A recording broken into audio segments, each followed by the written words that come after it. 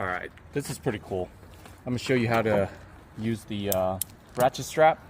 So what you do is, if it's in this position, come closer, go ahead and pull it down so it's kind of aligned.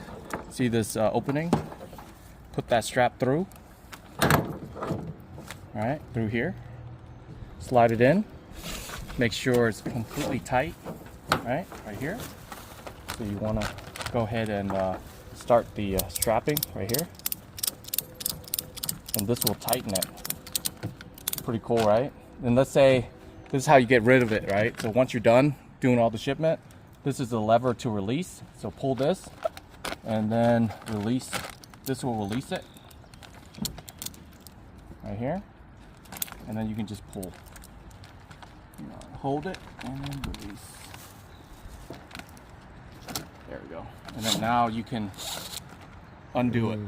That's how that works, okay? So this is very neat, because then you can get a lot of pressure. But you have to hold this trigger. If you don't hold it, it won't release the strap, okay?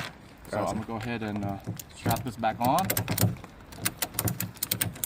You see how it's rolling it up right here? All right.